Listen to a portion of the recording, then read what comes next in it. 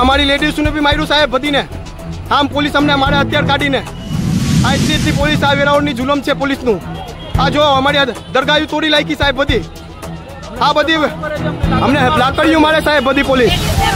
આ લેડીઝને બી મારી, આ લેડીઝને બી મારી સાહેબ, આ લેડીઝને બી મારી. જો આ લેડીઝને બધીને મારી સાહેબ, અમારી લેડીઝને મારી. આ બધી લેડીઝને મારી. આ પોલીસનો અત્યાચાર છે સાહેબ.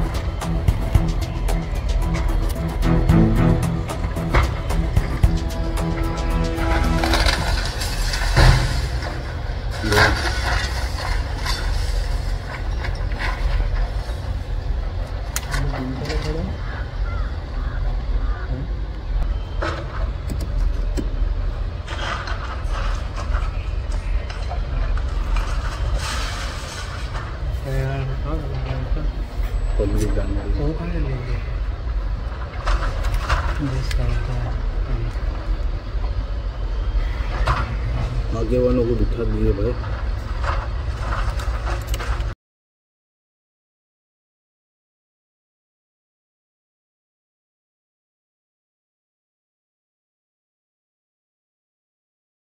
इधर क्या कहोगे आज जो है हाईकोर्ट में ये मामला चल रहा है वेरावल का, उसको लेकर क्या डिस्टर्बेंस है?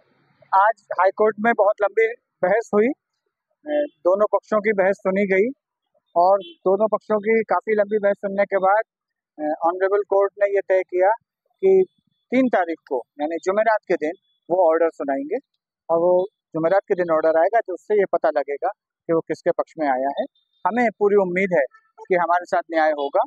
जो गलत तरीके से प्रभास पट्टन में दरगाहों को, कब्रिस्तान को, मस्जिद को तोड़ा गया है, इस संबंध में कोर्ट हमारे साथ न्याय करेगा.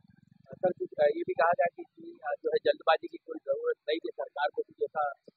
ये बहस में बहुत सारे पॉइंट्स आए. हमारी तरफ से ये बिल्कुल आर्गुमेंट है कि बिना ड्यू प्रोसेस के आपने डिमोलिशन किया, ये बिल्कुल इलीगल है. इसको रिकॉर्ड पर लाया गया है और ये रिकॉर्ड पर कोर्ट ने संज्ञान में लिया है और उस ऑर्डर में पता लगेगा कि आगे क्या होगा.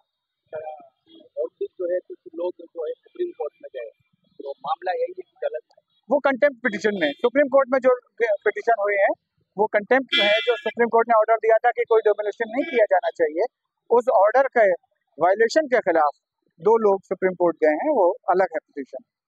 अगर काफी लोग इंतजार में वेरावल के लोगों को क्या मैसेज देना चाहोगे आप?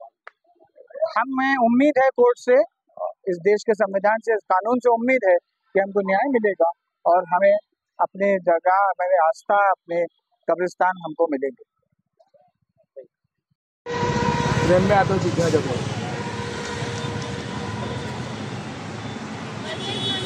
रोल. ठीक है सर, नाम और पोस्ट बताइए आपका. प्रोफेसर निसार अहमद अंसारी, मंडल सेक्रेटरी, जमीयत उलमा हिंद गुजरात. गिर सोमनाथ को जो बुलडोजर हुआ उसके लिए आप लोगों ने किस तरह की पिटीशन की है, क्यों की है और क्या हियरिंग हुई है गुजरात हाईकोर्ट में? असल में अभी जो पूरे मुल्क में एक बुलडोजर कल्चर चला रखा है इन लोगों ने, जहाँ भी हो उसको फौरन बुलडोज करते हैं, कानूनी गैर कानूनी तौर पर ये काम करते हैं.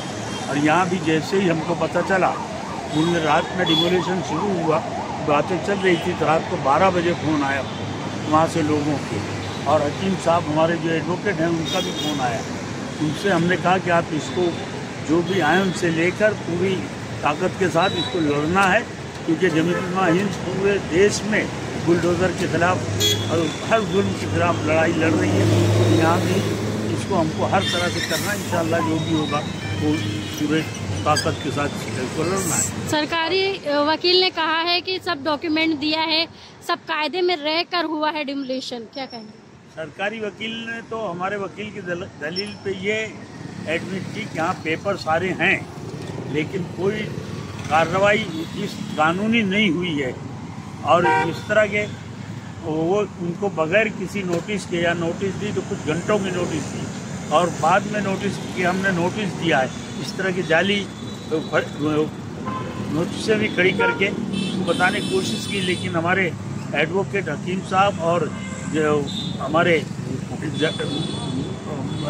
मनीष ठाकुर साहब, मीर ठाकुर साहब, उन लोगों ने बड़ी पुरजोर उसकी मुखालफत की और कोर्ट ने उसका नोट लिया है।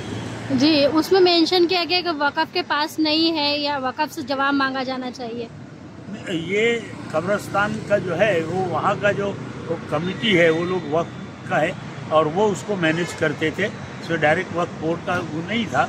लेकिन ये कि उसको अभी कोई, हमारी डिमांड ये है कि डिमोलिश तो कर ही दिया है सब कुछ, तो हमारे वकील ने कहा कि इसको क्या करेंगे ये लोग। कोर्ट ने सरकारी वकील से पूछा तो उन्होंने बताया कि हमको ये दे देना है सोमनाथ ट्रस्ट को। तो हमारे वकील ने ये कहा कि इसको अभी स्टेटस को रखा जाए। हमारी डिमांड ये है कि अभी इस पर कोई कार्रवाई न की जाए। अच्छा, अब कब होगी हियरिंग? अब हियरिंग पूरी हो चुकी है, वो केस अब जो ऑर्डर पर है और इंशाअल्लाह परसों 3 तारीख को उसका ऑर्डर सर कुछ देखा जाएगा। सुप्रीम में जो लोग गए वो अलग मामले गए, डेफेमेशन के लिए गए हैं। हमारा केस जो है यहाँ गैर कानूनी तौर पर एक्शन जो लिया है वो गलत लिया है सरकार ने, उसके सामने सुप्रीम कोर्ट ने आज ये भी कहा कि मंदिर हो या मस्जिद हो बुलडोजर चलेगा अगर गैर कानूनी होगा तो क्या कहेंगे? तो मस्जिद, मंदिर या मकान का कोई मसला ही नहीं है। जो गैर कानूनी होगा उस पर एक्शन लेंगे तो कुछ कर नहीं सकता, उसमें कोई जगह ही नहीं है।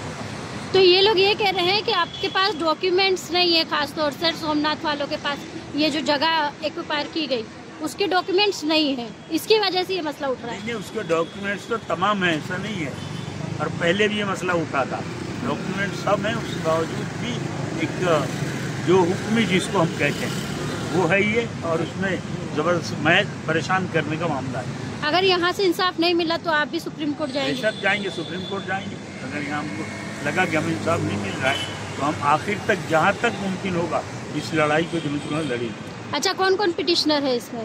पिटिशनर तो अलग अलग लोग वहाँ के जो अफेक्टेड हैं उनमें से कुछ लोगों को मना किया, वो नाम तो सब इस वक्त मैं नहीं बता सकता। औलियाए दीन कमेटी, वो कमेटी है, औलियाए दीन कमेटी, वो उसी के कुछ जिम्मेदार जो हैं वो इसमें पिटिशनर हैं। और जमीयत तो उसको हैंडल करी, जमीयत डायरेक्ट पिटिशनर नहीं हो सकती। कानूनी लड़ाई उसके लिए, कानूनी लड़ाई जमीयत लड़ रही है।